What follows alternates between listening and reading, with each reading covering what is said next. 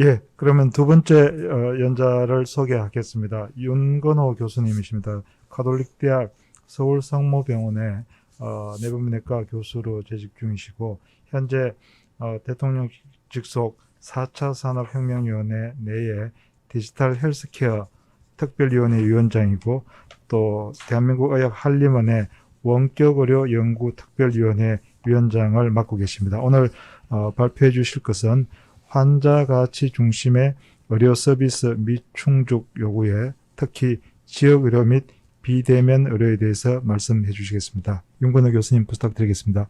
네, 배성철 선생님 소개 감사합니다. 또 이런 좋은 자리에 초대해 주신 왕교창 원장님과 우리 한상엽 원장님께 감사 말씀드립니다.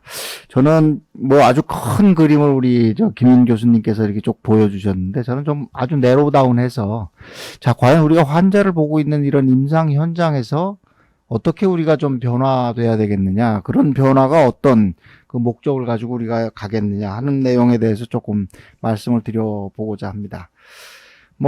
잘 아시는 대로, 의료비가 너무 급증하고 있다. 건강보험 진료비가 86조다. 작년에 이렇게 된다. 올해 아마 더 늘어나고, 재작년이죠, 저게. 급여비가 64조. 근데 보면은 대부분이 지금 만성질환 쪽에서 많이 소모가 되고 있고, 저 만성질환에 들어가는 돈은 가장 급격하게 늘고 있어서, 앞으로 이제 저것이 결국은 우리 의료보험 전체에 어떤 문제를 일으키는데, 저게 돈적인 문제뿐만이 아니라 환자의 건강 수명을 지금 나쁘게 하는 그런 것이 굉장히 중요하다. 그러니까 나이가 들고 수명이 늘어났으니까 어차피 60대가 넘어가면 만성질환 한두 개는 누구나 가지고 있는 건데, 가벼운 만성질환 한두 개를 잘 치료해서 돌아가실 때까지 아주 건강하게 건강 수명을 유지할 수 있으면 비용도 적게 들고 행복한 노년을 맞을 수 있는데, 지금 우리가 그렇지 못하다 하는 것이 이제 문제인 것으로 알려져 있습니다. 저는 이제 당뇨병을 주로 하는 그 의사라, 제가 이제 요새 이제 서울시하고 CCD라는 City Changing Diabetes라는 프로그램을 같이 좀 해보고 있습니다. 그래서 과연 서울 시내에 어떤 문제가 우리가 당뇨를 유발시키고 관리에 문제를 주는가, 이런 것을 이제 봤는데, 여러 개 지금 아직 완전히 정리가 돼 있지 않아서 제가 자료집에 넣지 않았는데, 여기 보시다시피 2009년도에는 저렇게 빨간 데가 이제 강북 지역이고 강남 지역, 이때부터 벌써 보면은 소득 수준이 높은 쪽이 오히려 당뇨가 훨씬 적네, 이런 걸 이제 보실 수가 있습니다.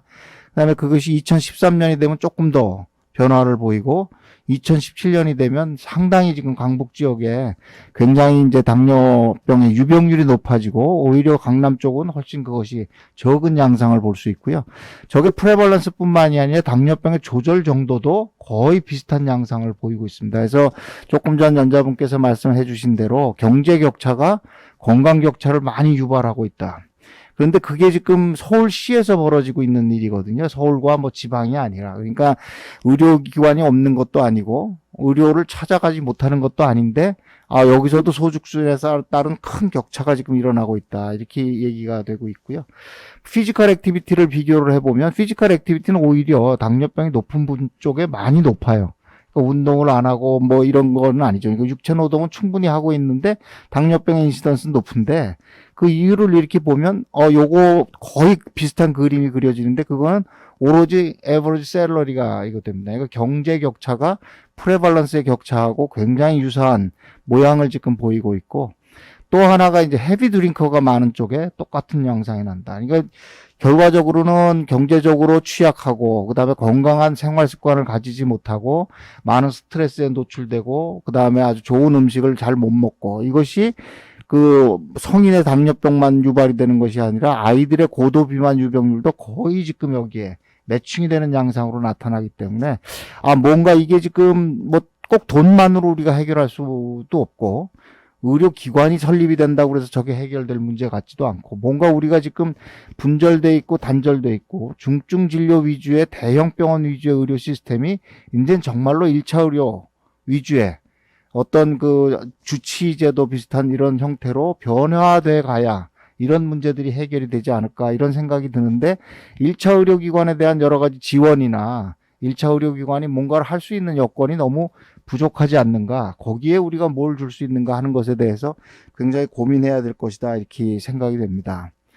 뭐, 그 다음에 또 요번에 이제 우리한테 큰 지금 뭐 고통도 주고 변화를 주는 것이 이제 코비드 19 팬데믹이죠. 이게 벌써 2년이 넘어서 뭐 진행되고 있는데 이것은 굉장히 큰 변화를 뭐 유발하기 때문에 뭐 여러 차례 애니잼의 리뷰는 헬스케어 리폼이 일어나야 된다. 뭔가 헬스케어 시스템에 혁신적인 변화가 일어나야 된다 하는 그 주창을 많이 했는데 굉장히 흥미로운 이제 맥켄지 쪽에서 어떤 걸 한 데이터를 보시면 코비드가 이렇게 확 생기면서 원격 의료가 굉장히 급증을 해서 한 70%까지 이렇게 올라가는 걸 볼 수가 있는데요. 불과 3개월 만에 거의 20% 수준으로 다시 떨어져 버립니다. 이게 미국 전역의 평균치지만 뭐 미드웨스트, 노스이스트, 사우스 웨스트 전체가 똑같은 양상을 보입니다. 아, 그래. 코비드가 생겨서 우리가 접촉을 피해야 되니까 의료기관 사용이 떨어지고 원격 의료가 늘은 건 알겠는데 우리나라도 뭐 보면은 지금 300만 이상의 지금 원격 처방이 이루어졌다고는 하는데 그것이 급격하게 도로 자리를 잡지 못하고 떨어지고 있다. 또 얼마 전에는 이제 뉴욕에서도 이제 발표가 나왔죠. 그러니까는 원격 처방전이 늘어나니까 보험회사에서 어떤 한 보험회사에서 처방전료를 반만 주겠다.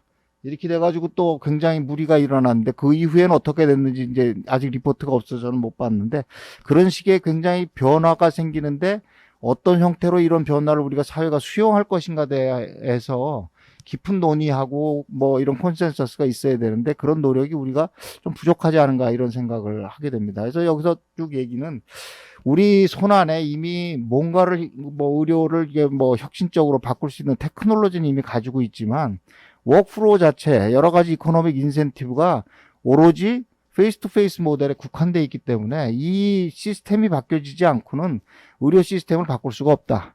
그래서 이제 맥켄지가 의료 큰 병원에 병원장들을 쭉 인터뷰를 했는데 모두 다 바뀌어야 된다.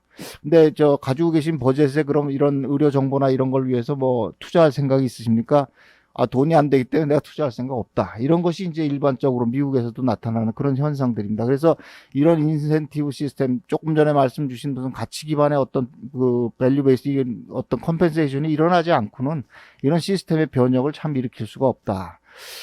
또 이제 하나의 큰 문제는 이제는 이런 분절적인 의료로서 모든 걸 의사한테 맡겨가지고 환자가 의사의 디펜드에서 치료하는 것이 아니라 이제는 환자 자신이 내 데이터를 가지고 내가 치료에 적극적으로 인볼브하라. 그래서 뭐 복잡하지만 여기 잘 보시면 골 세팅을 하고 그 골 세팅에 대해서 환자가 반드시 어그리를 해야 된다. 환자의 동의를 충분히 구하고 환자를 교육을 시키고 그 다음에 왔을 때 그것을 제대로 했는지 안 했는지를 모니터링하고 다시 골 세팅을 해서 이런 서클을 계속 유지해 나가야지만 된다. 그러기 위해서는 환자가 많이 알아야 되니까 환자한테 충분한 지식을 뭐 배양할 수 있도록 여러 가지 의료 정보 시스템이 개선돼야 되고 교육 시스템이 만들어져야 되고 두 번째는 그런 그 환자가 가진 그 자료를 통해서 자기가 자기 자신을 관리할 수 있도록 뭔가를 이렇게 계속 북돋아주고 모니터링 해주고 코칭 해줄 수 있는 이런 시스템이 굉장히 중요하다. 이렇게 이제 하는데 굉장히 저희로서는 좀 답답한 실정이죠. 뭐 불과 3분, 4분, 뭐 개인 병원에서도 5분을 넘기지 못하는 진료 시간에 이런 세팅을 가지고 환자랑 커뮤니케이션을 한다는 게 거의 불가능한데 어떻게 이것을 만들어 갈 것인가 하는 것이 이제 우리한테 뭐 지금 제시되는 굉장히 큰 어떤 문제 아닌가. 미국은 그래도 나름대로 굉장히 그 노력을 해가지고 뭐 미닝풀 뉴스라는 EMR 빌딩 블록을 만들어서 지금 한 2단계 중반 정도 왔다 이렇게 얘기하고 있는데 지금 우리나라에서 쓰는 EMR처럼 무슨 수가 신청을 위한 EMR이 아니라 진짜 환자 치료를 잘하기 위한 환자의 모든 인포메이션이 제대로 들어가 있고 그것을 저절로 이렇게 우리가 체킹할 수 있는 EMR들을 만들어가면서 의사도 하고 이런 데이터를 받음으로써 정책기관에서도 의료기관을 어떤 형태로 끌고 가야 되겠다는 데이터를 얻어낼 수 있는데 우리나라는 전체 건강보험공단 심평원에 빅데이터가 있지만 실제적으로 퀄리티를 우리가 평가할 수 있는 자료는 굉장히 미미하기 때문에 심평원에서 많은 노력을 하고 있지만 큰 장애에 부닥쳐 있는 그런 상태이기 때문에 EMR의 어떤 변환이 반드시 일어나야 될 것이다. 또한 이런 의료 정보의 어떤 가버넌스를 끌고 가기 위해서 페더럴 쪽에서 그러니까 뭐 연방 정부에서 그러니까 Operation of National Coordinator of Health IT라는 그 헬스 의료 정보에 대한 표준을 아주 강력하게 끌고 갑니다. 그리고 여기는 아주 심플한 것이 뭐 이렇게 해서 해라 뭐 저렇게 해서가 아니라 이런 기준을 맞춰와라. 그러면 너희들이 의료 인포메이션의 어떤 벤더로서, 그다음 뭐, 그 비즈니스 파트너로서 일할 수 있게 해주겠다. 이렇게 이제 얘기를 하고 있습니다. 한국에서도 다행히 2019년에 한국보건의료정보원이라는 데가 만들어져서 EMR을 인증하기 시작하고 거기에 대한 표준, 시큐리티 표준 등을 만들기 시작했기 때문에 보건의료 정보가 조금씩은 이제 정리가 되고 있는데 여전히 보건의료 정보의 유통에는 큰 어려움이 있었습니다. 그래서 이제 그거를 좀 우리가 한번 타파해 보고자 해서 대통령 즉 4차 산업혁명위원회 내에 있는 디지털 헬스케어 특별위원회에서 2019년부터 1년 동안 해서 우선 의료 정보가 유통이 되고 의료 정보를 환자한테 어느 정도는 뭐 전환해 주기 위한 노력이 꼭 필요할 거고 그런 작업을 우리가 고속도로를 까는 작업을 시작해야 되겠다. 그래서 그 이름을 마이 헬스웨이라고 붙였습니다. 그래서 마이 헬스웨이는 저장고가 아닙니다. 이거 뭐 어떤 크라우드나 이런 데 저장고가 아니라 여러 가지의 내 흩어져 있는 나의 모든 의료 정보를 게이트웨이를 통해서 환자한테 전달해 주고 환자가 그 데이터를 본인이 보고 쓴 다음에 이것을 내 건강을 관리해 줄 수 있는 내 주치의부터 시작을 해서 혹시 이제 어떤 뭐 내 건강을 봐줄 수 있는 회사가 있다면 회사 쪽에 뭐 여러 군데 이제 이런 건강 정보를 옮길 수 있도록 해주는 이제 마이 헬스웨이라는 게이트웨이를 만들어서 이 게이트웨이를 통하면 모든 데이터가 왔다 갔다 할 수 있도록 만들겠다 하는 이제 우리가 계획을 세우고 이것이 이제 4차 위에서 안건으로 채택이 돼서 2021년부터 이것이 이제 지금 프로젝트가 진행이 되고 있습니다. 그래서 이런 마이 헬스웨이가 작년 2월에 처음 론칭이 됐습니다. 그래서 여러분들도 들어가셔서 뭐 구글 스토어에 가셔서 뭐 PHR 나의 건강 기록 이렇게 치시면 이제 앱에 등록을 하실 수가 있고 여기에 보면은 뭐 나의 투약 이력, 심평원에서의 투약 이력이 다 있고, 뭐 질병관리본부에서 들어가면 예방접종 이력을 받으실 수가 있고, 건강보험공단에 들어가면 거기에 있는 여러 가지 검진 데이터들을 다 받을 수가 있고, 또 건강보험공단이 삼성하고 해서 삼성 S헬스에 들어와 있는 퍼스널 헬스 레코드도 거기에서 다 여러분이 보실 수가 있는 그런 이제 것들이 있습니다. 그래서 공공기관의 의료 정보는 통합이 돼서 환자한테 제공이 되기 시작했고, 이제는 의료기관에 있는 의료 데이터를 환자한테 전송해주기 위해서 여러 가지 이제 지금 뭐 기초 작업들을 시작을 하고 있고 연내에 아마 어떤 지역을 정해서 전체 의료 그 지역 내의 의료 정보를 주고받을 수 있는 어떤 이제 그 파일럿 프로그램이 시작이 될 예정으로 있습니다. 아마 이런 것들이 뭔가 우리가 좀 의료 체계를 바꾸는데 첫 번째 이제 어떤 초석이 되지 않을까 이렇게 생각을 하고 있고요. 4차 산업혁명에서 이제 내걸고 지금 쭉 진행했던 것이 다 마이 데이터 사업입니다. 뭐 금융 데이터는 굉장히 많이 진행된 것을 이제 알 수 있는데 마이 데이터에서 지금 계속 우리가 주장하고 있는 것은 정보 자료 전송 요구권을 지금 이제 만들겠다 이렇게 얘기를 합니다. 그래서 이제 1단계는 그저 내가 병원에 있는 자료를 줘야 한다. 2단계는 그거를 받아내려서 내가 저장한다. 3단계는 그 자료를 받았다가 내가 필요한 자료 몇 개를 지정해서 이것을 내가 원하는 곳으로 전송해 줄 것을 요구하는 전송 요구권이 되고 그것을 이제 대리 활용하고 전 분야로 확산하는데 이 대리 활용 단계가 이제 뱅크샐러드나 토스 같은 그런 금융 그 시스템들이 3단계까지 간 겁니다. 근데 우리 이제 의료 데이터는 아마 1단계 정도에 지금 있을 것이고 이런 마이 헬스웨이가 이제 제대로 되면 2단계로 넘어갈 수 있을 것으로 저희가 이제 기대를 합니다. 벌써 시작이 돼서 작년에 개인정보보호법에 이제 개인정보위에서 전송 요구권을 도입을 했고 정보관리 뭐 수신자의 역할을 뭐 지정을 했고 그다음에 올해 상반기에 정보 제공자 지정 기준으로 하고 수수료를 어떻게 할 것인지에 대해서 지금 정하고 있습니다.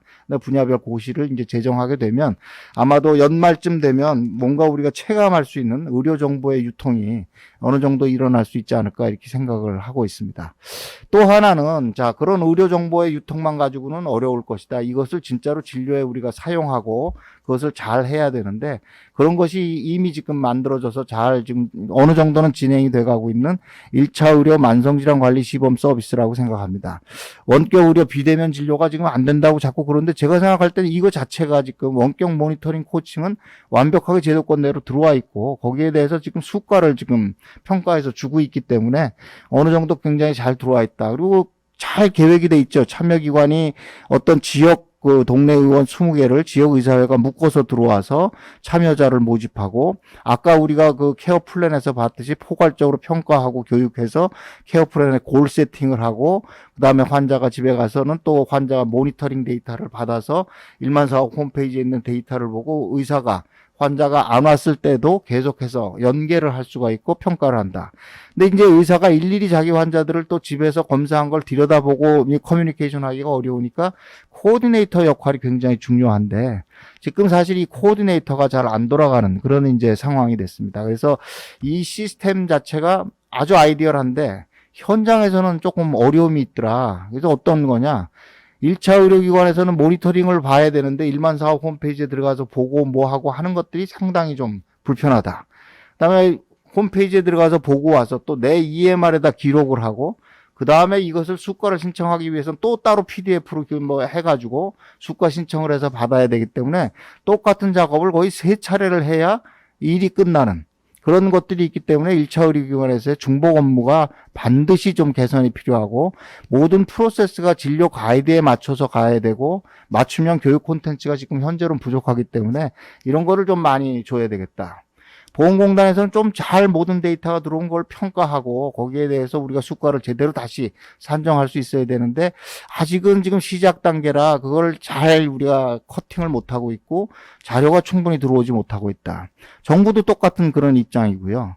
그 다음에 뭐 산업계에서 보면, 이런 시스템에 들어와서 우리 정보 뭐 건강관리 업체가 들어가서 좀 도움을 주고 싶은데 수가로 꽉 짜여 있어서 어디 한 군데 들어갈 수 있는 뭐 채널이 하나도 열려 있지 않고 환자 쪽에서는 뭐 해준다 그러는데 그렇게 만족스럽지 않은 것들이 있어서 건강정책국에서는 요번에 이 시스템을 좀 고도화하면서 가능하면은 좀 스마트 헬스케어로 전환을 했으면 좋겠다. 그래서 여러 가지 교육을 면대면을 하던 것을 이제는 조금 디지털로 좀 디지털화하고 케어 코디네이터를 가능하면 스마트 케어 코디네이터로 해서 원격으로 한 병원에서 한 명의 스마트 케어 코디네이터를 도저히 좀 고용해서 쓸 수가 없으니 케어 코디네이터를 뭐 많이 이렇게 할 수 있는 뭐 건강관리 기관이나 아니면 어떤 기관에 이걸 위탁을 시켜서 많은 환자들을 이렇게 코디네이션 할 수 있도록 하는 그런 것들에 대해서 지금 생각을 하고 있습니다. 그래서 이제 그 만성질환 고도화 사업을 저희가 지금 하고 있는데 건강 데이터를 뭐 시각화해서 일만사업 홈페이지 외에 여러 가지 내 데이터를 잘 볼 수 있도록 뭐 건강 데이터도 분석해주고 지속적으로 콘텐츠를 보내주고 지금 이제 시범 사업으로 테스트할 것은 30분 교육을 뭐 5분으로 6개로 나눠서 환자한테 보내고 환자가 로그인을 해가지고 그 뭐 콘텐츠를 보고 거기에 대해서 Q&A 등을 통해서 환자의 지식 정도를 평가해서 교육 수준을 우리가 평가하면 될 것이다. 이렇게 생각을 하고 있고요. 다양한 IoT 기기들을 연동해서 뭐 핏빗이나 이런 칼로리 트래커들, 그다음에 요새는 이제 뭐 텍 같은 것들이 있습니다. 사진 찍으면 칼로리 분석해주고 뭐 탄수화물, 단백질을 분석해줄 수 있는 그런 뭐 앱 같은 거를 좀 더 붙여서 환자를 잘 쓸 수 있도록 해주고 그런 모든 데이터를 의사는 뭐 내 EMR 내에서 볼 수 있으면 좋고 아니면 앱을 사용하는 앱을 봐서 그 플랫폼에 연동시켜서 환자를 이제 교육시키도록 이렇게 해주면서 그 전체 프로세스는 지금 하고 있는 만성질환 관리 시범 사업의 프로세스를 그대로 따라가도록 해서 EMR 의사랑에다가 앱을 이제 설치를 하고 그 앱을 통해서 보면 그 EMR에 있는 데이터와 앱의 데이터가 서로 공유를 해서 나중에 심평원의 신청까지 자동으로 이루어지도록 해주면 지금 3차례에 걸쳐서 반복 작업을 하던 것을 하나로 할 수 있고 시스템이 연동될 수 있고 그러니까 여기 의사랑에 이런 앱이 들어가 있고 접수 시 하게 되면 자동으로 통신해서